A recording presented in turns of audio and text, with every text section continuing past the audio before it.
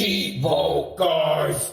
What up, guys? This is Cheevo, guys! back here again with another video. Today, we're going to be doing another xCloud update. Microsoft just added 5 new games to the xCloud service. xCloud is currently in a testing phase. If you want to try to sign up, I'll leave a link in the description below. They are not accepting everybody. However, if you have Android, you have a pretty good chance of getting it accepted. They did just add support for iOS, iPhones, and iPads. However, they only accepted 10,000 people. So you could try to sign up, but you are not as likely to get accepted if you have an iOS device. But still, if you have an iOS device, don't hesitate to sign up because ultimately you want to get accepted eventually. I'm telling you guys, if you guys haven't tried xCloud yet, it is the future of gaming. Right now, it's an absolute steal because it's free in the testing phase. They haven't announced any type of pricing for when it officially launches, nor the official launch date. Anyhow, let's go ahead and dive into the 5 new games they just added to the xCloud service. 2 of them are super legit, guys.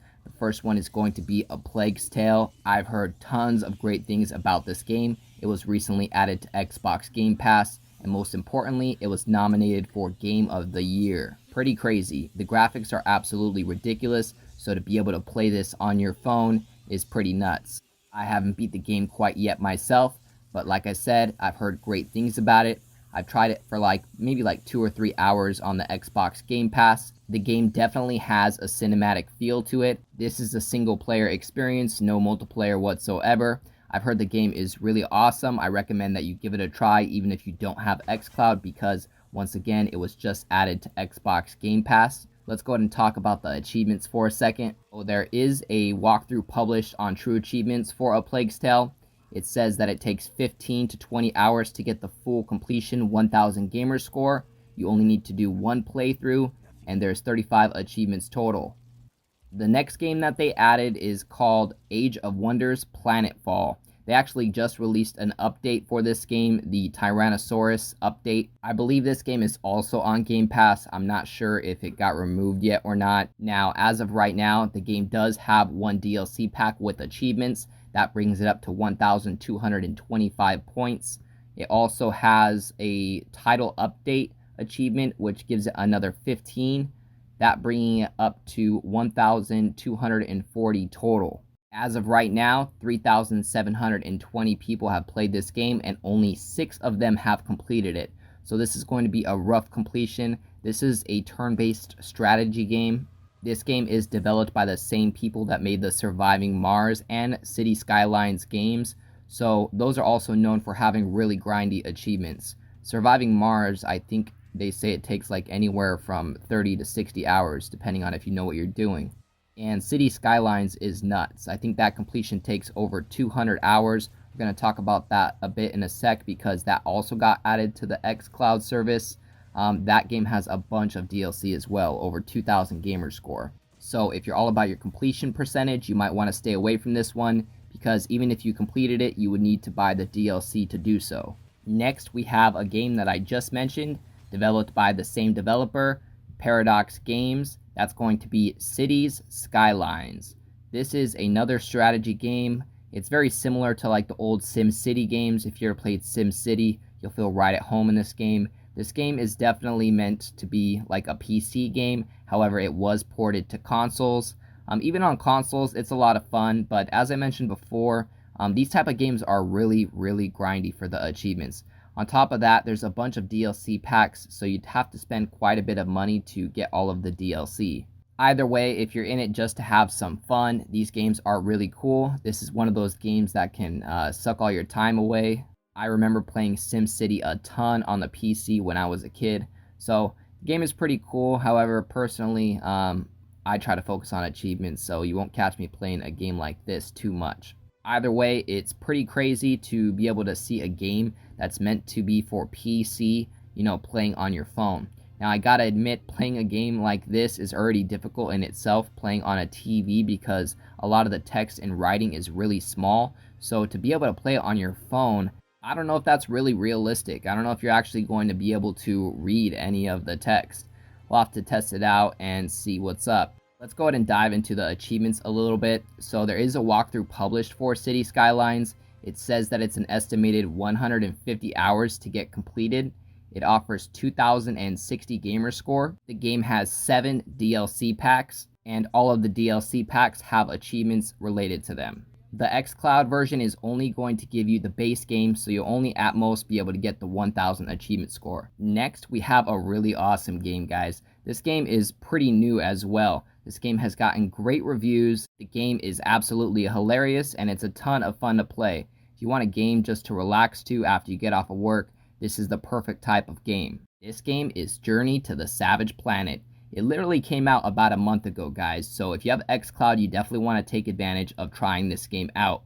On top of that, it has online co-op, so if you want to run through the game with one of your friends, that's going to make the experience even better. I've heard the game is a lot of fun in co-op. The game definitely has a unique style to it. I really like it a lot. The game's environment, the game's enemies, the characters, they're all really creative. On top of that, as I mentioned before, the game is absolutely hilarious from the moment that you start up the game. This game is definitely a sleeper. It obviously, got pushed out in January, which isn't too popular for video game releases, but I gotta say, it's probably one of the best games that released in January of 2020. The game is primarily a story mode experience. You can either run through it yourself or with a friend. There's no type of competitive multiplayer or anything like that, but it's also not a full price game either. It's only $29.99.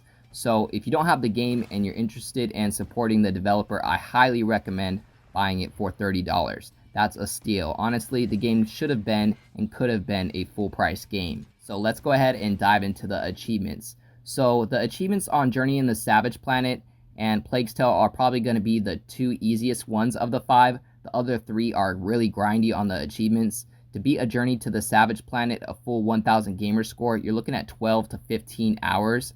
They have some hilarious achievements. A lot of the achievements are random and missable, not necessarily story related. So if you're trying to get the achievements, you want to make sure that you check out the achievements or look at them on True Achievements. Most of the achievements have at least one guide already. I'll actually probably end up making some guides for this game, but for example, you get an achievement for scanning your own corpse. You get an achievement for slapping every alien creature at least once. So if anything, out of all 5 of these games, make sure to check out Journey to the Savage Planet.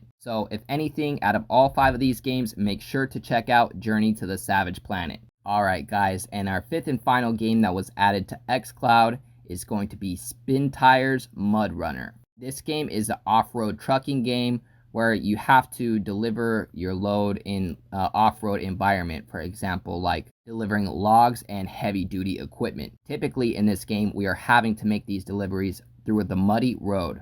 This game was developed by Saber Interactive, which was recently acquired by THQ, so the game is pretty high quality. However, I'm sure it's not going to be for everybody. To be honest, the game plays kind of slow because you're having to drive through the mud, and it's kind of slow driving through the mud. They actually just announced another one of these games called SnowRunner, which is pretty much going to be the same thing, except you're delivering it through snow instead of mud.